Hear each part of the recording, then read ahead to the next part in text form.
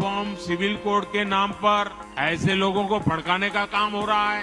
आप मुझे बताइए, एक घर में परिवार के एक सदस्य के लिए एक कानून हो, परिवार के दूसरे सदस्य के लिए दूसरा कानून हो, तो क्या वो घर चल पाएगा? क्या कभी भी चल पाएगा? क्या फिर ऐसी दोहरी व्यवस्था से देश कैसे चल पाएगा?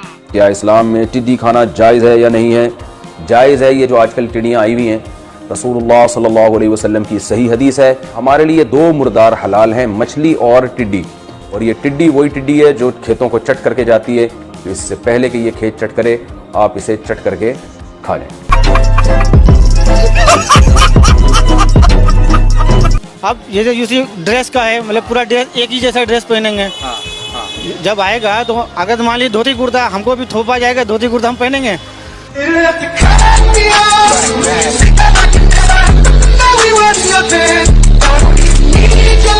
क्या धर्म में घुसने की क्या ताल्लुक है? क्या मतलब है?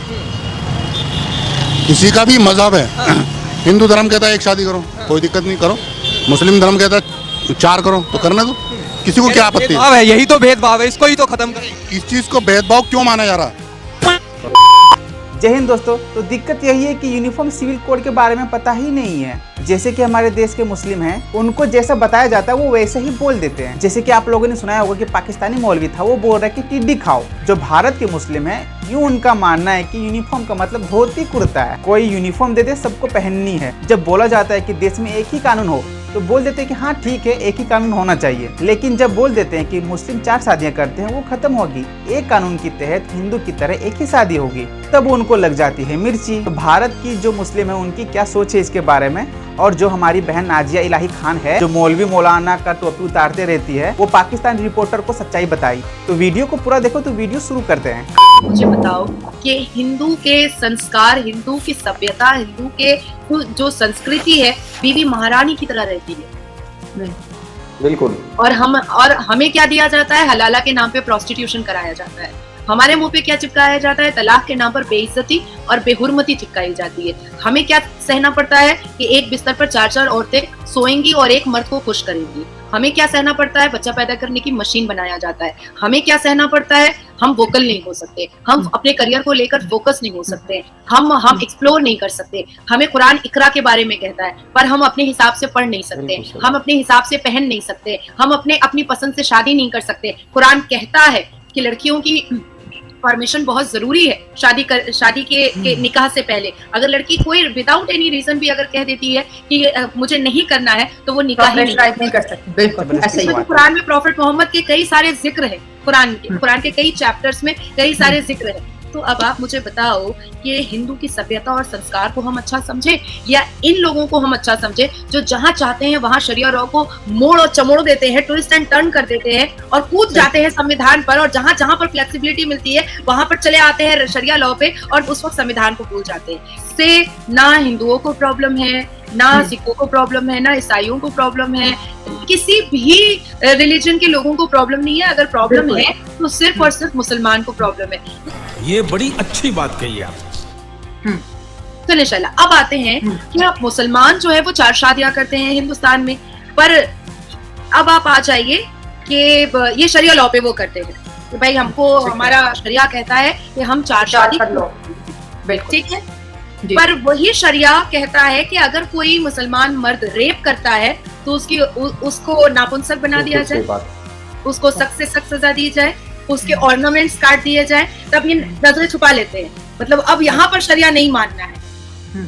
मुसलमान जो है बड़े आराम से धड़ल्ले से तलाक देता है, तलाक कर देता है। हाँ। मेरा पूछना है कि निकाह 3 बार पूछ करके मुल्ला जोर आवाज में बोलिए, कबूल है, जोर आवाज में बोलिए। और कई मेहमान होते हैं, कई रिश्तेदार होते हैं, कई एक्वेंटेंस होते हैं, पूछ कर निकाह कबूल है करवाया जाता है। तलाक बिना पूछे, बिना इजाजत के हो जाता है। सही बात। अब इस पे मैं आती हूँ शरिया लॉ पे, और फिर कैसे कैसे मुसलमान जो है लोगों को बेवकूफ बना रहे हैं। सिर्फ मुस्लिम कम्युनिटी को नहीं, बल्कि अदर कम्युनिटीज को भी बेवकूफ बनाते हैं। शरिया कहता है कि तलाक के इद्दत से लेकर के वो लड़की जब तक दूसरी शादी करके दूसरे घर में ना बस जाए, तब तक आपको उसका दाना पानी और खर्चा देना पड़ेगा। अब क्योंकि इनको खर्चा देना पड़ेगा, इसलिए तुरंत ये कन्वर्ट हो जाते हैं। ये कहते हैं मेंटेनेंस फाइल करेगी, अब मेंटेनेंस फाइल करेगी तो मेंटेनेंस अप्रूव ही हो जाएगा, कम से कम 2 साल लग जाएंगे अप्रूव होने में। फिर वहां पर कोर्ट में वो रोएगा गाएगा, 1500 से तो ज्यादा हम दे ही नहीं सकते हैं, 1000 रुपए से तो ज्यादा हम दे ही नहीं सकते हैं। तो आप सोचो कि कहाँ कहाँ पर ये मौलवी मुल्ला लोगों को बेवकूफ बनाते हैं और हर एक कास्ट और क्रीड को बेवकूफ बनाते हैं। जहाँ पर इनको फ्लेक्सिबिलिटी मिलती है ये शरिया लॉ ले आते हैं, जहाँ इनको फ्लेक्सिबिलिटी नहीं मिलती है वो संविधान को मानने लगते हैं। क्या लगता है कानून बनना चाहिए, क्या आपकी मांग है? किस तरीके का कानून?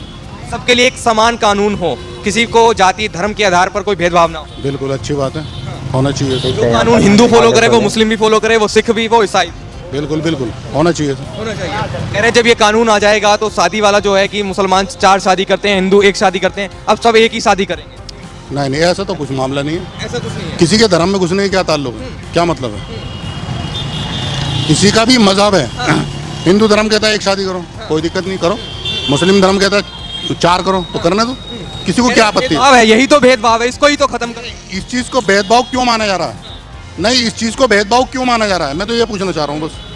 कह रहे हैं जो हिंदू 1 शादी करता है तो मुसलमान को भी 1 शादी करनी चाहिए। तो ये हो गया कि भाई हिंदू अपनी मनवाना चाह रहा है कि भाई मुसलमान हमारे मुताबिक चले, ये तो गलत है ना। क्या लगता है 4 शादी सही है मतलब आपके हिसाब? नहीं, मेरी बात सुनो, हर धर्म का जो धर्म मतलब जिस धर्म में जो काम होता है वो काम करो। मुसलमान तो ये नहीं कह रहा कि भाई हिंदू से कि भाई तुम 4 करो, तो हिंदू मुस्लिम के धर्म में क्यों घुस रहा है? भाई मुस्लिम का धर्म अलग है, हिंदू धर्म है, हम सबकी मान्यता सबको देते हैं, सबको सराहते हैं, सबकी इज्जत करते हैं, हिंदू हो या मुस्लिम हो। क्या लगता है अगर ऐसा कोई कानून बनता है सबके लिए, 4 शादी फॉलो करने करेंगे तो आप अच्छा उस है। कानून को? बात फॉलो करने की नहीं, ये धर्मों के ऊपर जो है मतलब कि जातिवाद करना और धर्मों के ऊपर विवाद फैलाना, ये गलत चीज़ है, बिल्कुल सरासर गलत है। बराबर करने की बात कर रहे हो, किस चीज़ में एक बराबर करोगे? आरक्षण खत्म करके, आरक्षण खत्म करके, आरक्षण का खत्म हो रहा है। फिर क्या करना चाह रहे कह रहे हैं जितना अधिकार हिंदू को है उतना ही अधिकार मुस्लिम को। पहले नहीं मिल रहा था।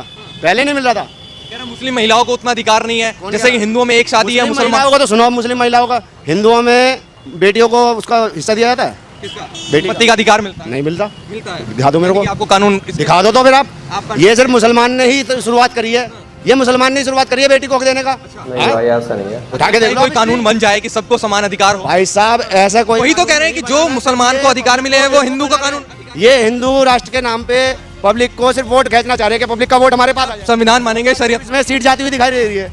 जब सीट जाती हुई दिखाई दे रही है तो और कुछ नहीं, धर्म याद आता है। धर्म याद, सब सीधी सी बात है भाई, धर्म के ऊपर मामला चलता। तो भाई आप लोगों ने देखा कि जो हमारे भारत के मुस्लिम भाई हैं वो इस चीज़ को अच्छे से समझ नहीं पा रहे हैं। इन लोगों के ऊपर जो वो होते हैं वो कान भर देते हैं, इसलिए ये समझना ही नहीं चाहते इस चीज़ को। वो जो बोलेंगे वही सच होगा, वही चीज़ करना। जैसे कि 72 हुरे, इन लोगों को बोल दिया जाता है कि 72 हुरे मिलेंगे, लेकिन इनको पता नहीं कि 72 हुरे होती क्या है। लेकिन यही सब सच्चाई मान के उन लोग जिंदा रहते हैं और लास्ट में मर भी जाते हैं। तो आज के वीडियो में इतना ही है। तो आपका क्या राय है इस वीडियो के बारे में कमेंट सेक्शन में बताएं। तो मिलते हैं नेक्स्ट वीडियो में नेक्स्ट टॉपिक के साथ, तब तक के लिए बाय, जय हिंद।